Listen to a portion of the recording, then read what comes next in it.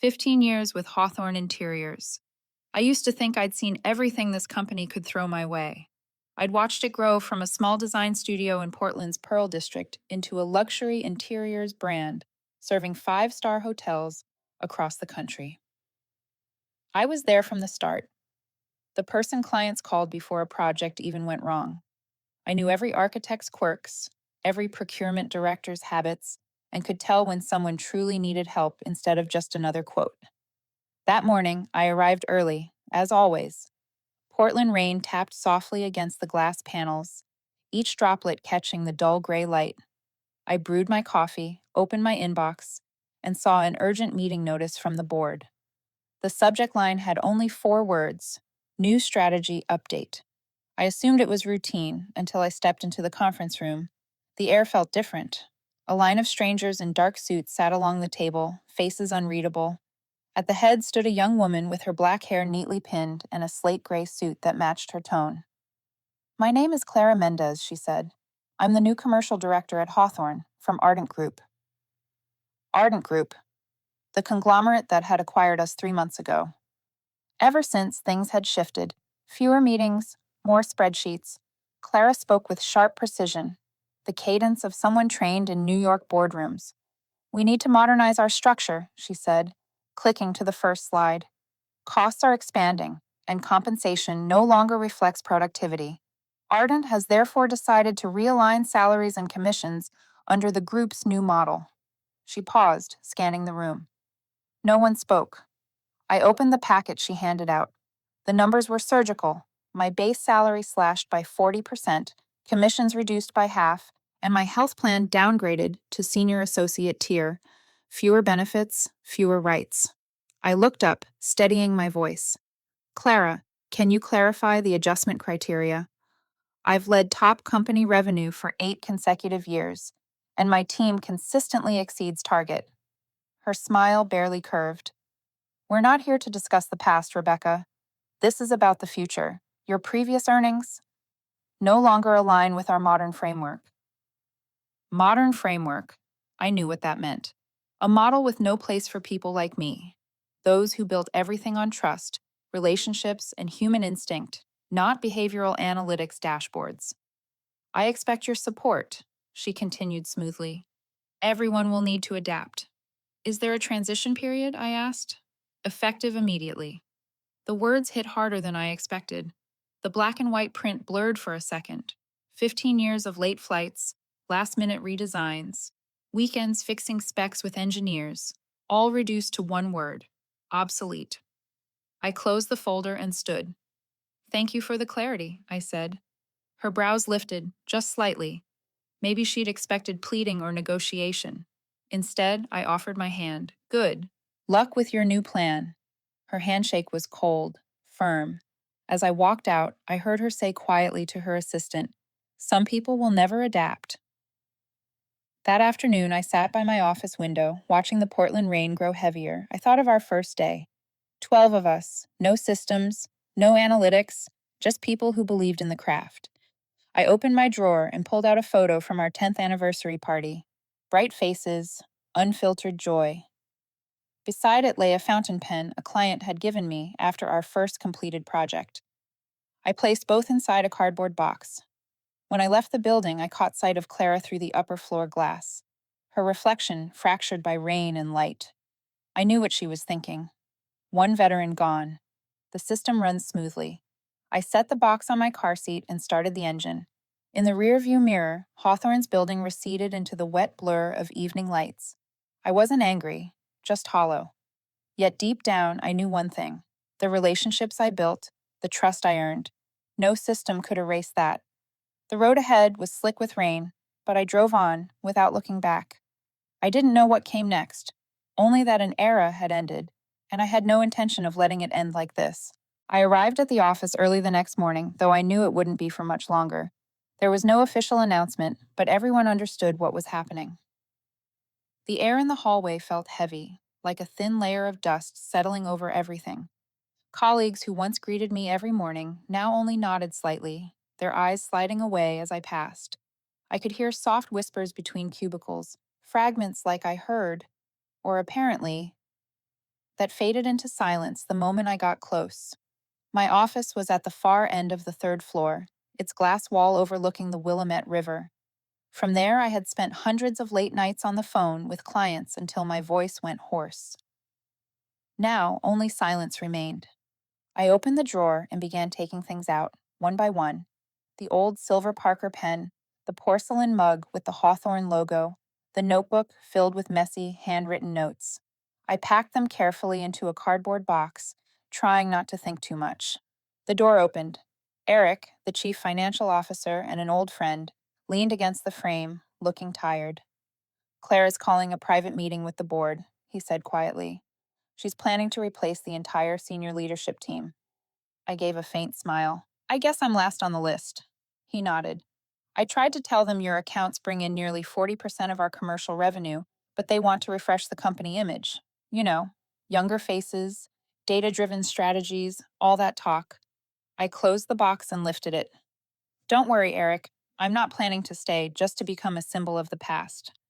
As I stepped into the hallway, Claire was speaking with two men in dark suits. The ceiling lights caught the blue sheen in her black hair. She turned, her expression unreadable, lips curling slightly. "Rebecca, no need to rush," she said, her tone sweet enough to sting. "We'll have someone collect your client files shortly." "I'm sure you will," I replied. "You always have a plan for everything." Her smile froze for half a second before settling back into place. I kept walking without looking back. At the front desk, the young receptionist stood up, looking unsure. "Ms. Lane, do you need any help?" "I'm fine," I said, setting my badge on the counter. "Just tell the team I said thank you, and remind them that no data set can preserve trust." I stepped outside.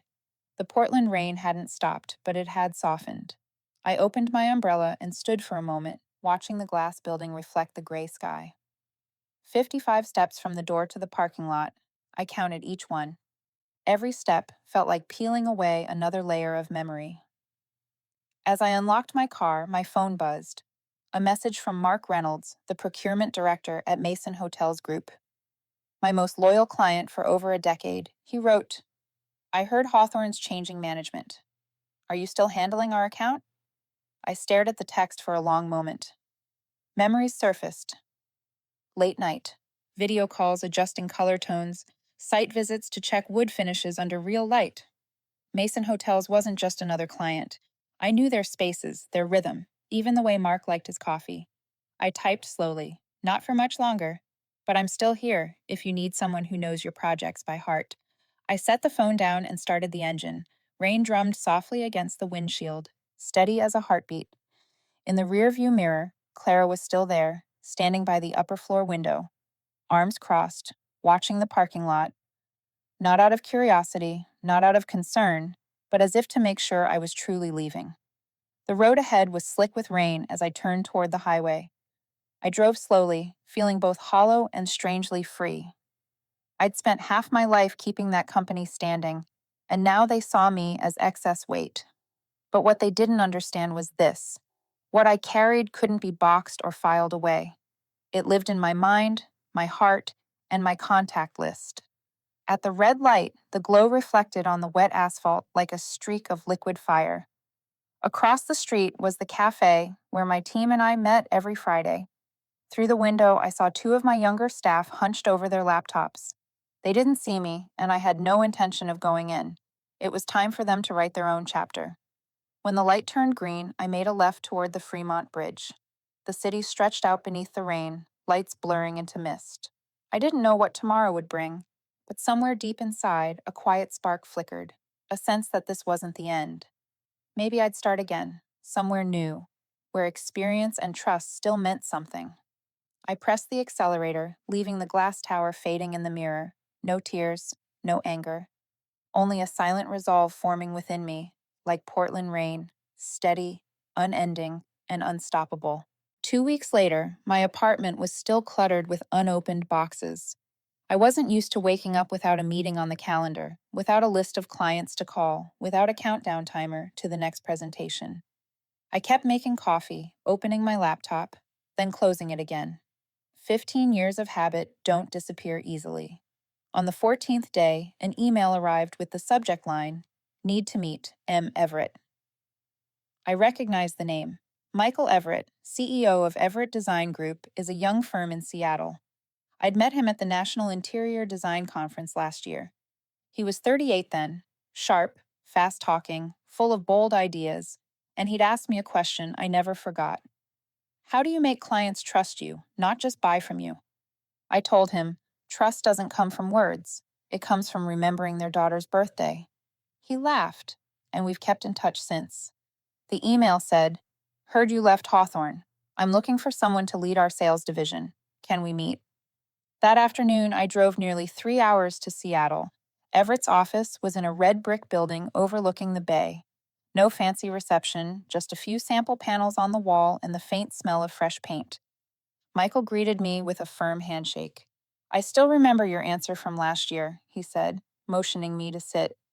"We're growing fast, but losing connection with our clients.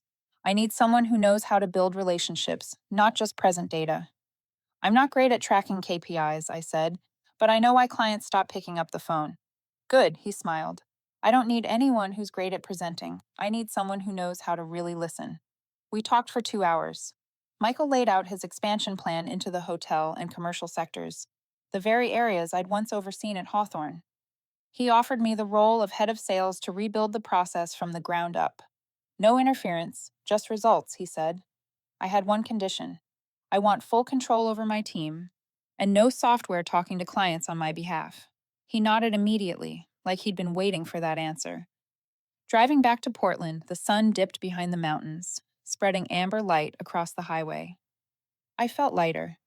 Something in Michael's voice made me believe this wasn't just another job.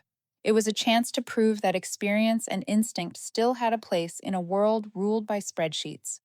While I prepared for my new beginning, Clara Mendez was executing her grand restructuring in Portland.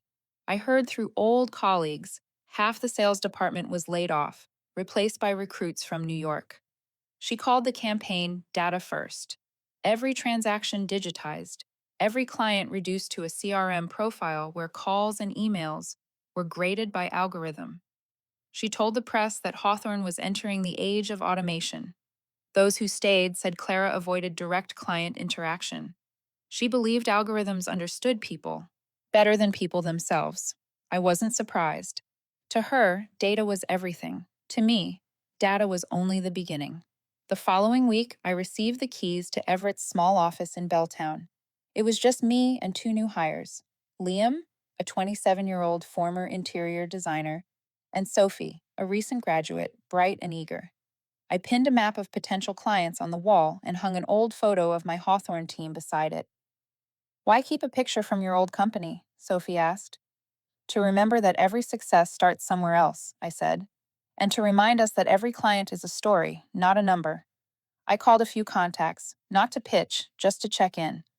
They told me about Hawthorne's troubles: delayed contracts, distant clients, and longtime staff leaving one by one. I didn't feel triumphant hearing it, only sad. Clara's version of leadership had turned the company I once loved into a machine without a soul. That evening, I sat in my office, watching the city lights shimmer on the desk's surface. I opened my old notebook and wrote one line: "Don't let bitterness lead the way. Everything must begin with trust." I turned off the lights and stepped onto the balcony. The Seattle air was colder than Portland's, but calmer. Downstairs, Liam and Sophie were still talking, laughing over ideas for their first project. I smiled, seeing a bit of my younger self in them. Somewhere a few hundred miles away, Clara Mendez was preparing her presentation for the Ardent board, full of growth metrics and charts. I didn't know if she ever thought of me. Maybe she believed I had vanished like the rest of the old guard. But I knew, sooner or later, our paths would cross again. And when they did, data would have to face the one thing it could never quantify: trust. The first month at Everett passed faster than I expected. I didn't have a big team, no flashy advertising budget, just a desk, two young employees, and a handwritten list of potential clients. But that small fourth-floor office buzzed with energy. Every morning, I arrived early, brewed coffee for the team, and sketched out the day's plan on the whiteboard. Liam handled display design samples. Sophie updated the client database and scheduled meetings. I made the calls, not to sell, but to listen. 3 weeks later, I got a call from Mark Reynolds at Mason Hotels Group. Rebecca, Hawthorne just sent me a new pricing sheet, 12% higher than last year. Do you know what's going on? I'm not there anymore, Mark, I said. But if you need advice, I'm happy to share what I know. I need someone who understands how I work, he replied. And the people at Hawthorne now don't. I didn't make any promises. I just told him we'd grab coffee next time I was in Portland. But that call made me realize something. The relationships I'd spent years building were starting to fracture in someone else's hands. A few days later, two more calls came. One from a construction firm in Denver, another from a restaurant chain in California. Both were confused about Hawthorne's new procedures: more complicated systems, stricter data policies, less flexibility. I listened, took notes, but didn't comment. I knew I wasn't allowed to solicit former clients for 6 months after leaving. But I didn't have to. They came to me. Meanwhile, in Portland, Clara was busy building her data empire. Old colleagues told me she now required every employee to log every call, every email, every client meeting into the new CRM. Anyone whose engagement score fell below target got a warning. One of my former coworkers said, "We don't talk to clients anymore. We talk to screens." One afternoon, as I was reviewing display mock-ups for a new project, Sophie stepped in holding a phone. "Becky, someone from Hawthorne wants to talk to you." I took the call. The voice on the other end was cold. "Ms. Lane, this is Andrew Sloan, Hawthorne's new legal director. We need confirmation that you haven't contacted any former clients. There are reports that some of them are considering moving their contracts." "I haven't contacted anyone," I said. "If they call me, I have the right to listen. We'll be monitoring the situation. I hope you understand." "I do," I said slowly. "But I hope you understand. People don't call me because I'm cheaper. They call because they feel respected." I hung up. Sophie looked worried. What was that about? "It's fine," I said. "They're just not used to clients having choices." That evening, as I was clearing papers from my desk, Liam knocked. "I just saw a post on LinkedIn from Hawthorne," he said. "They're celebrating a 10% revenue increase this quarter thanks to the Data First campaign." I looked at the screen, a photo of Clara standing in the middle of her new team, smiling brightly, with a banner behind her. Data never lies. Hundreds of likes. I closed the laptop. I knew those numbers didn't tell the whole story. That night, I couldn't sleep. I lay staring at the ceiling, listening to cars fade into the distance. Unease crept in. I knew Clara. She didn't tolerate failure, and if numbers started slipping, she'd need someone to blame. Who better than the person she had publicly replaced? 3 days later, an anonymous email arrived. No subject line, just a single message. "You should know they're planning to accuse you of violating your confidentiality agreement. They claim to have proof that you copied client data before leaving. Be careful. No sender name." The last line read, "Someone still has a conscience." I read it over and over. The rain outside Seattle's window streaked down the glass. I wondered who sent it. Eric, my old friend, or someone inside Hawthorne? I didn't know. But my instincts told me this wasn't an empty warning. Clara never did anything halfway. I picked up my phone, opened my contacts, and stared at Eric Miller's name before calling. "Rebecca," he said immediately. "I was just thinking about you. I've heard they're reviewing old data. Clara's looking for someone to blame if Data First doesn't hit its goals." "Thanks for the heads up," I said. I didn't take anything, except my memory. "Around here, memory can count as company property," he sighed. "Be careful. They might try to build a case." I thanked him and ended the call. In my mind, I could still hear Clara's voice from the day she announced the restructuring. We need to modernize. Maybe to her, modernization meant eliminating humanity. I turned off the lights and looked out through the window. The city glowed in long reflections across the glass. I knew what was coming. A wave of data, rising fast. And I was standing in the middle, trying to balance on experience and trust alone. But I also knew some battles can't be avoided, and this time I wouldn't go down quietly. Monday morning, I walked into the office and saw everyone gathered around Sophie's desk. Her face was pale, her hands shaking as she held her phone. When I got closer, she turned the screen toward me. A headline glared back from a newly published article in the Interior Design Trade Journal. Former Hawthorne Interiors director, accused of taking client data before departure. Beneath it was my photo, taken at a conference last year, the warm lighting making my expression look harder, colder. The article quoted an unnamed internal source at Hawthorne, claiming I had exported client records before leaving the company. A serious breach of confidentiality, it read, potentially impacting millions in revenue. I read every line, my throat tightening. I had never done that. But in this industry, rumors travel faster than truth ever could. Later that morning, Michael Everett called me into his office. He sat behind his desk, his tone heavier than usual.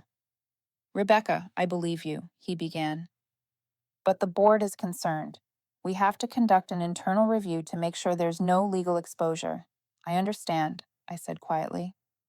"I'll cooperate fully. In the meantime, I'll have to suspend you temporarily." "Nothing public, just a precaution." I nodded, forcing composure. But as I left his office, I felt hollow. Everything I'd built over the past month was collapsing under the weight of a lie. I drove home in silence. My phone wouldn't stop buzzing. Messages from old colleagues, calls from reporters, short texts from clients. "You okay? We saw the news." I didn't reply. The more I said, the more they'd twist. By late afternoon, I opened my laptop again. At the bottom of the article, an update had been added. Hawthorne's legal representative, Andrew Sloan, confirmed the company is gathering supporting evidence. I knew that name, the same man who had called to warn me weeks earlier. I stood up, tried to make coffee, but my hands trembled, spilling water across the counter. It wasn't fear, it was anger. They were trying to destroy my reputation to protect their failing plan, and I knew exactly who was behind it. Clara. Night fell. Then came the doorbell. I opened the door to find Evelyn, Clara's assistant, standing there in a dark coat and hood, her eyes darting nervously. "I'm sorry to come unannounced," she whispered, "but I can't take it anymore." I let her in and poured her water. Evelyn sat down, glancing around before speaking quickly, her voice trembling. "Clara staged everything. She told the IT department to alter the CRM logs to make it look like you downloaded the client data before you left. I heard them talking in the meeting room." "You're sure?" "I'm sure. I have the original logs saved. But if I expose this, I'll lose my job. Maybe get sued." I looked at her. "Evelyn, you know they'll do this again. Not just to me. Once Clara needs another scapegoat, it'll be you." She was silent for a long time before, nodding slowly. "I haven't slept since it started." She told everyone, "Rebecca needs to learn a lesson. No one challenges Ardent's control." A chill ran down my spine. Clara didn't just want me gone. She wanted to make an example out of me. "Can you send me that copy?" I asked. Evelyn hesitated, then pulled out her phone. "I saved it to an external drive. Promise me you won't mention my name." "I promise," I said. When she left, I sat there staring at the small hard drive in my hand. It could save me, or destroy someone else. I called Eric, my old friend at Hawthorne. He picked up after a few rings. "Rebecca, I figured you'd call. I saw the article. Don't react publicly. They're watching you." "They can fabricate anything, Eric. I have proof. Be careful. If you go public too early, they'll claim you stole internal files. Let me see if anyone on the board can help." After hanging up, I opened the cabinet and took out a box of old paperwork, my contracts and exit documents with Hawthorne. I reread every line. There was no clause preventing me from keeping copies of my own client records. They were materials I'd created myself, but I knew they could twist it however they wanted. That night, I sat by the window, the streetlight reflecting on the glass. I thought of Clara, the ambitious young woman who believed spreadsheets could define people. She was wrong. And I would prove it, not with anger, but with truth. When the clock struck midnight, I opened my notebook and wrote, "Day 1, no defense, attack with truth." The next morning, I called my lawyer, the same one who helped with my exit contract. I told him everything, from the article to Evelyn's confession. He listened carefully, then said, "Rebecca, this is classic. Falsify evidence, plant the story, and wait for you to react emotionally. We won't give them that. Stay silent. I'll prepare the filings. When the time is right, we'll make them answer for every detail. I nodded, a strange calm settling in. Fear turned into focus. I knew this would be a long fight. But this time, I wasn't alone, and if Clara wanted a war, she was going to get one. The crisis spread like an underground fire. 3 days later, a second article appeared, more detailed this time, with a cold, deliberate headline: Hawthorne Interiors confirms cooperation with authorities in investigation of former sales director. Beneath it was a quote from Clara Mendez herself. We respect all former employees, but we cannot tolerate any behavior that violates professional ethics. We have clear evidence of unauthorized client data duplication. Reading those words, I felt anger and an icy stillness rise together inside me. She'd gone too far to ever turn back. Everything was being staged perfectly to make me the villain. That day, the Everett office felt tense. Sophie tried to work, but her eyes were red. Liam whispered, "Do you want me to say something online? The comments are getting ugly." "No," I said. "We stay silent. Let people believe what they want. The truth will speak when it's ready." But silence is hard when every door seems to close at once. Michael Everett, who had trusted me completely, called me into his office. He stood by the window, hands in his pockets, eyes troubled. "Rebecca," he said, "I just got a call from one of our major investors. They're worried. Clara sent a formal letter to the board claiming you took a client list worth millions. I never took anything. She's fabricating it." "I believe you," he said, turning toward me. "But we need proof, not faith." I hesitated, then said, "I have someone inside Hawthorne willing to testify. Evelyn, her assistant." He frowned. "Are you sure she's reliable? She has the original system logs, before Clara altered them to frame me." He nodded, more resolute now. "Send everything to me, but be careful. If it leaks, they'll accuse you of stealing data again." I left his office feeling the weight of it all. That afternoon, a call came from an unknown number. When I answered, a male voice spoke quickly. "If you keep contacting anyone inside Hawthorne, you'll regret it. We know what you're holding." Then the line went dead. I sat motionless. There was no doubt left. Clara had crossed a line. That night, Evelyn called from a different number. "Rebecca, I've been reassigned to another branch. Clara said I'm not fit for my role anymore. I think she's starting to suspect me." "You still have the original file?" "Yes, but I can't send it by email. I'm driving to Seattle tonight." "Evelyn, don't. It's too risky. I'll send someone to meet you." But she hung up. I tried calling back. No answer.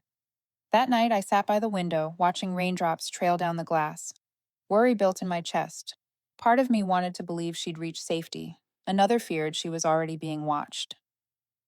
The next morning, I arrived at the office early. Michael was already there, along with our company lawyer. On the table lay an envelope. He slid it toward me. "You'll want to see this." Inside was a printed email thread between Clara and Andrew Sloan, Hawthorne's legal director. The message was clear. They were discussing how to restructure data logs to prove an unauthorized download. It was the proof I needed. At the end, one line was bolded: "No one lets Rebecca Lane walk away from this." "Evelyn sent it to me early this morning," Michael said. "She left Portland after midnight. I have people helping her." My eyes burned, not from fear, but gratitude. That afternoon, Everett held an emergency meeting with the legal board. Michael asked me to attend. I brought everything: my exit documents, handover reports, and Evelyn's logs. When the lawyers finished reading the emails between Clara and Sloan, one said, "We have enough to prove these accusations were deliberately fabricated." Michael nodded. "I want this forwarded to Ardent Group's independent counsel. They need to know what's happening inside their subsidiary." Leaving that room, I felt lighter, not because I'd won, but because I was finally done being silent. That evening, a message arrived from Evelyn. "Everything's fine." I handed it over. "Don't worry about me. Now it's your turn. Show them the truth." 2 days later, Ardent Group announced an internal investigation into false data reporting claims. Hawthorne's stock dropped 3% by noon. That afternoon, Clara called me. Her voice wasn't sharp anymore. It was strained, almost trembling. "Rebecca, what are you doing?" "Nothing," I said calmly. "Just showing them what you wrote. You think you've won?" You're destroying a company's reputation. No, Clara, you did that yourself the moment you decided people could be replaced by numbers. There was a pause. Then the line clicked dead. I looked out the window. Seattle rain kept falling, soft, steady, unstoppable, like the truth. That night, Michael came to my office with a folder. They admitted the evidence was falsified, he said. Ardent is preparing to replace Hawthorne's executive leadership. He placed a hand on my shoulder. You're reinstated, fully, and we want you to represent us at the upcoming industry conference. I nodded quietly. My thoughts went to Clara, the woman who once believed she could control everything with formulas and metrics. She'd forgotten that when trust is broken, data means nothing. I stepped outside, the sky clearing after the rain. The war wasn't over, but I'd reclaimed what mattered most, my integrity. And somewhere, Clara Mendez was realizing she'd lost what no system could ever restore, the truth. 3 weeks later, when Ardent Group's internal investigation was made public, I became the center of every conversation in the industry. The press began to shift tone. The same outlets that once smeared my name now carried new headlines. Former Hawthorne director framed in data scandal. Internal source reveals deliberate takedown. I didn't feel joy or vindication, only exhaustion. The past few weeks had been an endless stream of meetings, legal consultations, interviews, and briefings with Ardent's investigators. Michael kept reminding me, "They need you here, Rebecca, but don't let this fight turn you into them." I understood what he meant. In a game of power, the hardest thing is not losing yourself. News from Portland poured in. Ardent's board had suspended both Clara Mendez and Andrew Sloan pending investigation. Many of my former colleagues had resigned from Hawthorne, some reaching out to Everett for work. I welcomed them, without asking questions. They didn't need to explain. I simply told them, "Here, we work the old way. We listen to clients, not to spreadsheets." The new team came together quickly. Each day, I could feel the momentum returning. Everett's office buzzed with life again. Former clients began to reach out, not just to ask how I was, but to sign new contracts. The first was Mason Hotels. Mark called me one Monday morning. "Rebecca, they've raised prices again," he said, frustrated. "Clara's turned collaboration into bureaucracy. I'd rather work with you, if you'll have us." "I'd be honored, Mark," I said, a small smile breaking through after so many heavy days. "And this time, I'll personally oversee every project." Within the next month, Everett Design Group signed 3 major deals, 2 of them previously held by Hawthorne. The media called it the quiet migration, clients leaving Hawthorne without needing persuasion. I said nothing about Clara to the press. I declined interviews centered on the investigation. All I said was one line: "No one can fake trust." But deep down, I knew the game wasn't over. Clara was not the kind of person to accept defeat. One Friday evening, as I was about to leave the office, my phone rang. Unknown number, I answered. "Rebecca." Her voice. "Clara." I paused for a moment. "I thought you weren't using this number anymore." "You won," she said, her voice hoarse, tired. "They suspended me." Reporters everywhere. Stocks crashing. "Are you happy now?" "Clara," I said quietly, "I never wanted to destroy you. I just refused to be a lie someone else wrote." She laughed bitterly. "You play the moral saint so well. You think you're any different from me? You wanted to win too. You just learned to look cleaner doing it." I took a slow breath. Maybe you're partly right. I wanted to win, but the difference is I know when to stop before losing myself. Silence. Then softer, she said, "Ardent won't keep me. They need a scapegoat. You know how this game works." "I do," I replied. "And I also know every game has its limits." "You don't get it, Rebecca. In this world, if you're not ruthless, you're replaced." I was just ahead of my time. They weren't ready for that. "No," I said. "You didn't get ahead. You lost your way. And there's no data set to guide you back." There was a pause. Then her last words came quietly. "If you ever lose everything, you'll understand me." I opened my mouth to reply, but the line went dead. I sat still, watching the Seattle skyline bathed in a red sunset. I thought of Clara, not as an enemy, but as a distorted reflection of myself. ambitious, proud, terrified of being forgotten. Maybe if someone had once shown her how to trust, things could have been different. The next morning, Michael called me into his office. Rebecca, the Ardent Board wants you to present Everett's client retention strategy at next week's industry conference. I want you to represent us. I looked at him and nodded slowly. I will.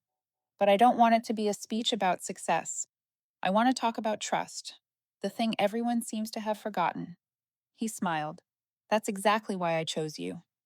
That evening, I sat alone in the office. Rain tapped softly against the glass roof, just like the night I left Hawthorne. I opened my old notebook. On the first page was the line I'd written months ago. No defense. Attack with truth. I turned to the last page and added one more line. Sometimes, truth isn't just a weapon. It's the only place left to survive. Outside, the city lights glowed against the dark sky. The road ahead was still long, but I wasn't afraid anymore. I had nothing left to prove. The truth had already done that for me. One crisp autumn morning in Seattle, I stepped onto the stage at the National Design Business Conference, where the biggest names in the industry had gathered. Below me were hundreds of familiar faces: CEOs, presidents, investors, journalists. I had stood here many times before, but this time was different. Not to sell, not to promote, but to speak about the one thing that made everything else possible: trust. Michael Everett introduced me with a brief speech. There are people who remind us what business is truly built on.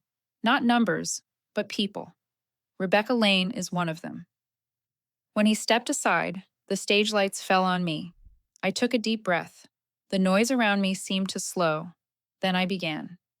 15 years ago, I thought success came from saying the right thing at the right time, from persuading people. But over time, I learned that real success comes from listening.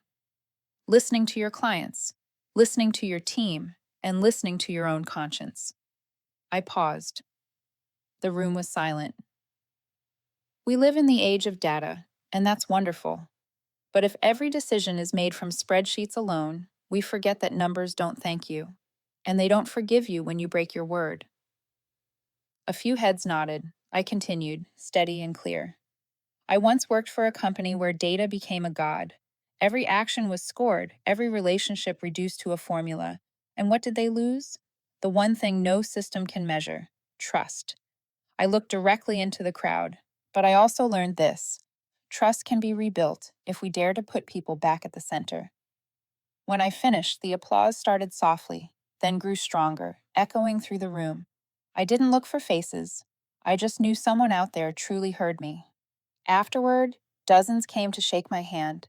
Some journalists asked for interviews, but I declined. I didn't want this story to become another headline. I wanted it to stay where it belonged, in the hearts of those who listened. As I was about to leave, a familiar voice called from behind. "Beautiful speech, Rebecca." I turned. Clara Mendez stood there. I wasn't surprised, just still for a moment. She wore a beige suit, her hair shorter, her face thinner, her eyes tired. The icy confidence she once had was gone. "What are you doing here?" I asked calmly. "I'm consulting for a small startup," she said with a faint smile. "They're learning about data management. I guess I still know a thing or two." I studied her for a moment. "Clara, if you came here to justify yourself, you don't have to. I've moved past that. I'm not here to justify," she said softly. "I came to say, I understand now." I stayed silent. She took a breath. "I've lost everything. Not just my job, but my name. Ardent cut ties. Friends won't take my calls. I hated you because I thought you destroyed me. But watching you up there today, I realized I destroyed myself." I looked into her eyes, the light in them dim, but honest for once. "I never wanted you to fall, Clara. I just wanted you to understand." She smiled faintly, a sad human smile. "Maybe, but understanding comes too late. I'm trying to start over now. It's hard, but at least I'm done lying to myself." I nodded. "Starting over is never easy, but if you really understand, then you've already done the hardest part." She hesitated. "One question. If you could go back, would you forgive me?" I was quiet for a long time before answering. Forgiveness doesn't mean forgetting. But I don't carry hatred with me anymore. I just want to move forward. Clara's voice trembled. I guess that's something data never taught me. I smiled gently, just like it never teaches anyone how to trust. Her eyes glistened. Congratulations, Rebecca. You deserve everything you've earned. I wanted to say something more, but she turned and disappeared into the crowd. I stood still for a while. What I felt wasn't victory, and not pity either. It was closure. The long, painful chapter had ended the way it was meant to, quietly, honestly. That night, I got home late. The city glowed beneath the dark sky, and I realized I no longer felt heavy when I heard her name. I opened my old notebook and wrote one last line. Forgiveness isn't weakness. It's the only way to be free. I set the pen down and closed the book. Outside, rain began to fall. Soft, steady, familiar. This time, it didn't sound sad. It simply reminded me that every storm, no matter how fierce, eventually passes. And what remains are the things that truly last. 1 year after that conference, I sat in my new office at Everett Design Group, gazing through the wide glass window overlooking Lake Union, its surface reflecting a clear blue sky. The room wasn't the most luxurious I'd ever had, but it was the one where I felt the most at peace. On my desk lay newly signed contracts, the result of a year's worth of relentless work. Revenue had doubled, the team had grown to more than 40 people, and I had just been appointed to the executive board.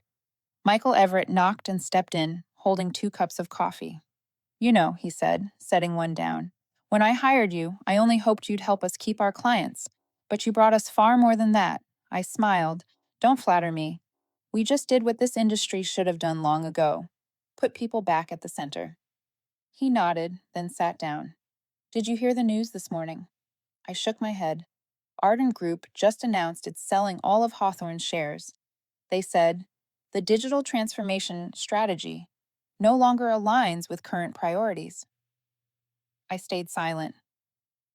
The news didn't surprise me, but it stirred something in me. A quiet, complicated ache.